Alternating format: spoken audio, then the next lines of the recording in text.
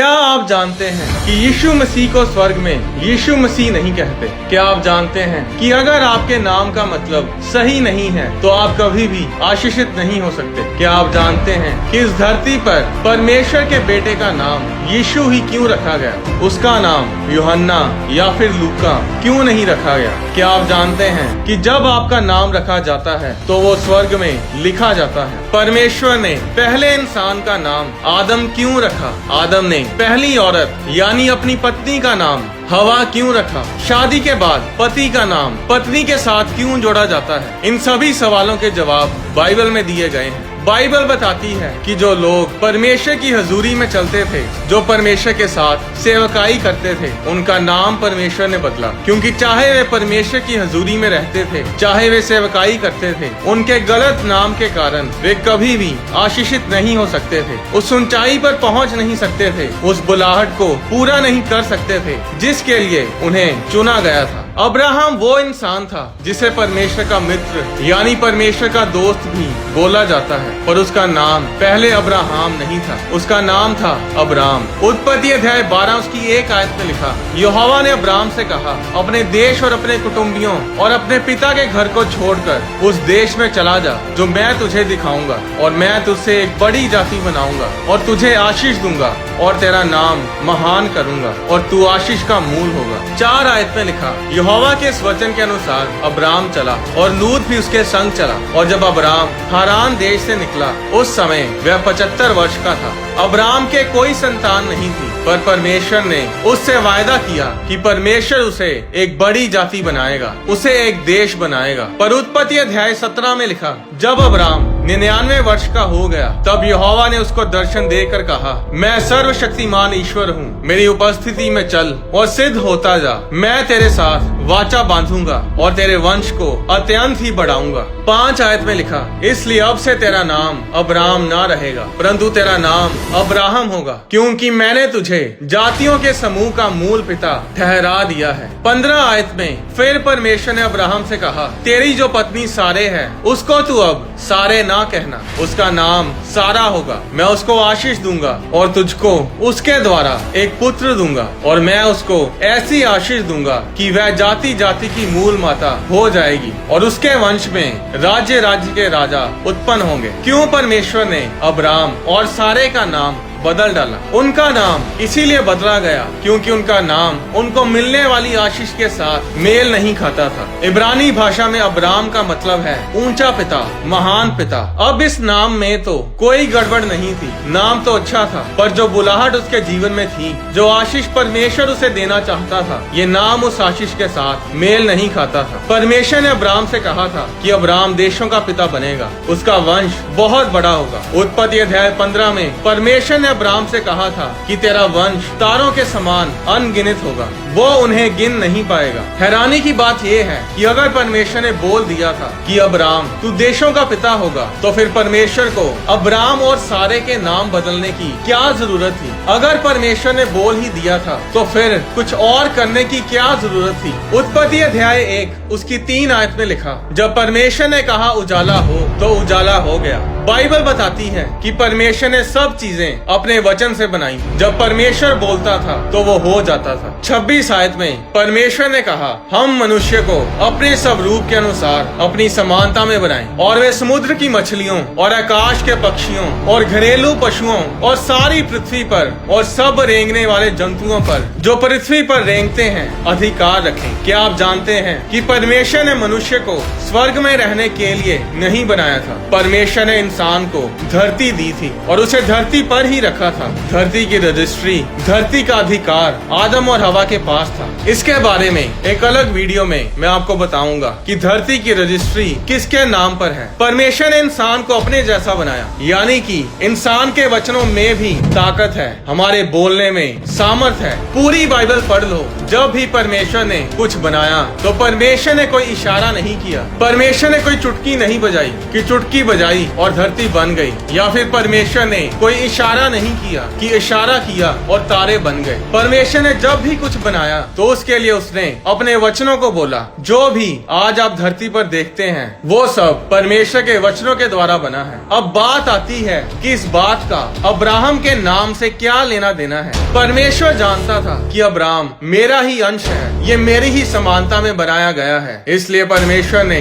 Abraham और सारे का नाम बदला। अब्राहम का नया नाम था अब्राहम, जिसका मतलब है अनेकों का पिता, बहुतों का पिता, फादर ऑफ मैनी। अब अगर कोई अब्राहम को बुलाता होगा तो वो कहता होगा, अब्राहम कैसे हो, अब्राहम इधर आओ, या फिर अब्राहम आओ खाना खाएं। तो वो सब लोग अब्राहम पर भविष्यवाणी करते थे। वो बोलते थे, अनेकों के पिता कैसे हो, अनेकों के पिता इधर आओ, अनेकों के पिता आओ खाना खाएं। Father of many how are you, father of many come here, father of many let's dine together. क्योंकि इंसान के वचनों में ताकत है चीजों को बनाने की और नष्ट करने की। जब लोग अब्राहम को बुलाते थे तो वो उसके जीवन में उस आशीष को जन्म दे रहे थे। आपका नाम कोई मामूली सी चीज नहीं है। नाम का होना बहुत ही गहरी और बड़ी बात है। जब कोई भी आपको बुलाता है तो वो आपका नाम लेकर बुलाता है। यहाँ तक कि आपके दुश्मन, आपसे नफरत करने वाले भी जब आपकी बात करते हैं तो वो आपका नाम बोलते हैं। और अगर आपके नाम का मतलब ही सही नहीं है तो आप कभी भी उस मुकाम पर नहीं पहुंच सकते जिसके लिए परमेश्वर ने आपको चुना है। और अगर आपके नाम का मतलब सही नहीं है तो फिर परमेश्वर भी आपको आशीषित नहीं कर सकता। ऐसा सिर्फ पुराने नियम में ही नहीं हुआ, नए नियम में भी यीशु मसीह ने पतरस का नाम बदला। मत्ती की पुस्तक अध्याय 16 में हम देखते हैं कि यीशु मसीह अपने चेलों से पूछते हैं कि लोग मुझे क्या कहते हैं। चेलों ने यीशु मसीह से कहा था कि कुछ तो यूहन्ना बपतिस्मा देने वाला कहते हैं, और कुछ एलिया, और कुछ यिर्मयाह या भविष्यद्वक्ताओं में से कोई एक कहते हैं। तब यीशु ने चेलों से कहा, परंतु तुम मुझे क्या कहते हो? तब शिमोन पतरस ने उत्तर दिया, तू जीवते परमेश्वर का पुत्र मसीह है। यीशु ने उसको उत्तर दिया, हे शमोन योना के पुत्र, तू धन्य है, क्योंकि मांस और लहू ने नहीं परंतु मेरे पिता ने जो स्वर्ग में है ये बात तुझ पर प्रकट की है। और मैं भी तुझसे कहता हूँ कि तू पतरस है, और मैं इस पत्थर पर अपनी कलीसिया बनाऊंगा, और अधोलोक के फाटक उस पर प्रबल ना होंगे। पतरस का नाम पहले शिमोन था। शिमोन का मतलब है परमेश्वर ने सुन लिया। अब शिमोन नाम का मतलब तो सही था, पर जो योजना परमेश्वर उसके जीवन में पूरी करना चाहता था उसके हिसाब से ये नाम सही नहीं था। परमेश्वर उसे चट्टान बनाना चाहता था, उसे वो पत्थर बनाना चाहता था जिस पर वो अपनी कलीसिया खड़ी कर सके। और इसीलिए यीशु मसीह ने उसका नाम ही पत्थर यानी पतरस रख दिया। और ऐसा ही हुआ, पतरस ने ही अन्य जातियों में, यहूदी लोगों में और सामरी लोगों में यीशु मसीह के प्रचार की शुरुआत की। क्या आप जानते हैं कि अब्राहम के पोते याकूब के नाम का क्या मतलब था? उत्पत्ति अध्याय 25 उसकी 24 आयत में लिखा, जब इसहाक की पत्नी रिबका के प्रसव का समय आया तब क्या प्रकट हुआ कि उसके गर्भ में जुड़वे बालक हैं। पहला जो उत्पन्न हुआ वह लाल निकला और उसका सारा शरीर कंबल के समान रोममय था, इसलिए उसका नाम एसाव रखा गया। पीछे उसका भाई अपने हाथ से एसाव की एड़ी पकड़े हुए उत्पन्न हुआ और उसका नाम याकूब रखा गया। याकूब का मतलब है एड़ी पकड़ने वाला, धोखा देने वाला। जैसा याकूब का नाम था वो वैसा ही निकला। सारी उम्र वो दूसरों को धोखा ही देता रहा जब तक उसका नाम बदल नहीं गया। बाहर वाले लोगों को तो क्या, उसने अपने परिवार तक को नहीं छोड़ा। उसने अपने पिता को, अपने भाई को धोखा दिया, और क्योंकि वो धोखा ही बो रहा था इसलिए बाद में उसे धोखा ही काटना पड़ा। क्योंकि जो कुछ इंसान बोता है वही काटता है। एक गलत नाम होने की वजह से उसकी आधी जिंदगी धोखा देने और धोखा खाने में ही गुजर गई। फिर जब वो थक हार जाता है तो एक दिन परमेश्वर से प्रार्थना करने लगता है। उत्पत्ति अध्याय 32 उसकी 24 आयत में लिखा, और याकूब आप अकेला रह गया। तब कोई पुरुष आकर पौ फटने तक उससे मल युद्ध करता रहा। जब उसने देखा कि मैं याकूब पर प्रबल नहीं होता, तब उस स्वर्गदूत ने याकूब की जांघ की नस को छुआ और याकूब की जांघ की नस उससे मल युद्ध करते ही करते चढ़ गई। तब स्वर्गदूत ने कहा, मुझे जाने दे, क्योंकि भोर होने वाला है। याकूब ने कहा, जब तक तू मुझे आशीर्वाद ना दे तब तक मैं तुझे जाने ना दूंगा। स्वर्गदूत ने याकूब से पूछा, तेरा नाम क्या है? उसने कहा, याकूब। स्वर्गदूत ने कहा, तेरा नाम अब याकूब नहीं परंतु इज़राइल होगा, क्योंकि तू परमेश्वर से और मनुष्यों से भी युद्ध करके प्रबल हुआ है। कैसी अजीब सी बात है कि एक इंसान प्रार्थना कर रहा है कि परमेश्वर मुझे आशीष दे, और उसे आशीष में क्या मिलता है? एक नया नाम। ऐसा क्यों? क्योंकि आपके नाम में आपकी आशीष छुपी है। जब लोग याकूब को बुलाते थे तो वो कहते थे, याकूब कैसे हो, यानी कि धोखा देने वाले कैसे हो, धोखा देने वाले क्या हाल चाल है। लोग अपने वचनों के द्वारा उस पर भविष्यवाणी करते गए। याकूब का पिता था इसहाक। जब याकूब पैदा हुआ तो उसने उस समय बच्चे की हरकतें देखकर उसका नाम रख दिया कि ये अपने भाई की एड़ी पकड़कर पैदा हुआ है, तो चलो इसका नाम एड़ी पकड़ने वाला, धोखा देने वाला यानी याकूब रख दो। आज बहुत से माता पिता यही करते हैं। बच्चा गोरा पैदा होता है तो उसका नाम रख देते हैं गोरा, बग्गा, और अगर काला पैदा हो तो उसका नाम कालू रख देते हैं। वो ये नहीं सोचते कि वो अपने बच्चों को किस मुकाम पर लेकर जाना चाहते हैं। कोई भी अपनी मर्जी से उनके बच्चों का कुछ भी नाम रख देता है, या फिर बाइबल खोलकर बाइबल में से कोई भी नाम रख देते हैं और कहेंगे कि नाम तो बाइबल में से लिया है, पर वो उस नाम की जांच पड़ताल नहीं करते कि उसका मतलब क्या है। जब बच्चा पैदा होता है तो वो नाम दर्ज करवाने के लिए जल्दबाजी में कुछ भी नाम दर्ज करवा देते हैं। उत्पत्ति अध्याय 35 उसकी 16 आयत में लिखा, फिर उन्होंने बेतेल से कूच किया और एप्राता थोड़ी ही दूर रह गया था कि राहेल को बच्चा जनने की पीड़ा उठने लगी। जब उसको बड़ी बड़ी पीड़ा उठती थी तब धाय ने उससे कहा, मत डर, अब की बार भी तेरे बेटा ही होगा। तब ऐसा हुआ कि वह मर गई और प्राण निकलते निकलते उसने उस बेटे का नाम बेनोनी रखा, पर उसके पिता याकूब ने उसका नाम बेन्यामीन रखा। बेनोनी का मतलब है मेरे दुख का बेटा। राहेल दुख में थी और उसने उसी दुखी दशा में अपने बेटे का नाम बेनोनी रख दिया, जो कि बिल्कुल गलत नाम था। पर उसका पिता याकूब, जिसका नाम परमेश्वर ने बदला था, नाम की अहमियत को जानता था और उसने अपने बेटे का नाम बदल डाला और उसका नाम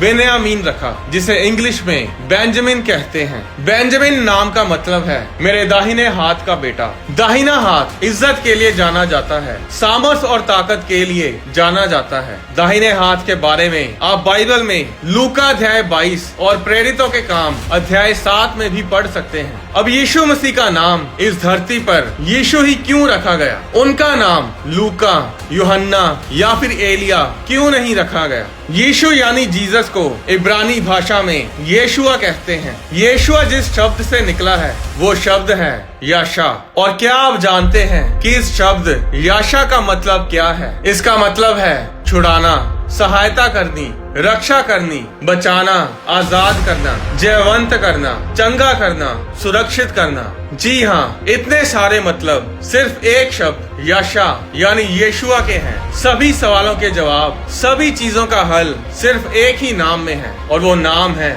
येशुआ, जीसस यानी यीशु नाम। हम सब सुरक्षा चाहते हैं, आजादी चाहते हैं, जयवंत होना चाहते हैं और ये सब यीशु नाम में है। यीशु नाम से जुड़े बहुत बड़े और गहरे भेदों को मैं एक अलग वीडियो में आपसे शेयर करूंगा। मत्ती अध्याय 1 उसकी 21 आयत में स्वर्गदूत ने यूसुफ से कहा, तेरी पत्नी मरियम पुत्र जनेगी और तू उसका नाम यीशु रखना, क्योंकि वह अपने लोगों का उनके पापों से उद्धार करेगा। जो लोग पाप में हैं, बीमारी में हैं, बंधुआई में हैं, असफल हैं, हारे हुए हैं, उनके लिए परमेश्वर ने अपने बेटे का नाम येशुआ रखा, ताकि जब बीमार भी बोले येशुआ तो वो चंगाई पाए, पापी भी बोले येशुआ तो वो पापों से आजादी पाए, नाकामयाब भी बोले येशुआ तो वो कामयाबी पाए, एक बांझ बोले येशुआ तो वो बच्चे की आशीष पाए। नाम बहुत बड़ा महत्व रखता है। जिसका रखा जाता है उसके लिए भी और जो बोलते हैं उनके लिए भी। क्या आप जानते हैं कि यीशु मसीह को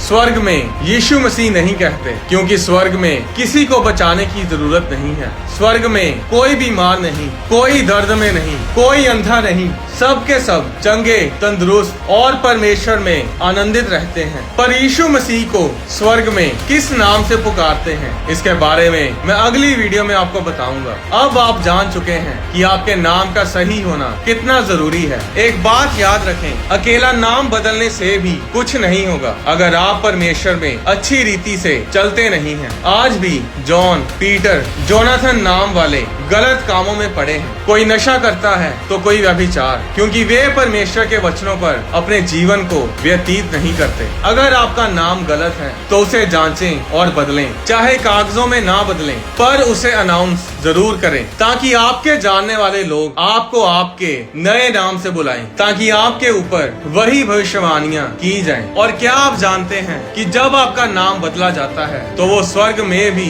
बदला जाता है। ये वीडियो बहुत लंबी हो चुकी है, इसलिए मैं नाम के बारे में और भी गहरे भेदों को अगली वीडियो में शेयर करूंगा। परमेश्वर आपको आशीष दे। आने वाली वीडियोस में मैं आपको बताऊंगा कि यीशु मसीह का खून बहाया जाना क्यों जरूरी था। परमेश्वर ने कैन की भेंट को स्वीकार क्यों नहीं किया। क्या आदम की वाटिका में आदम और हवा के और भी बच्चे थे या नहीं।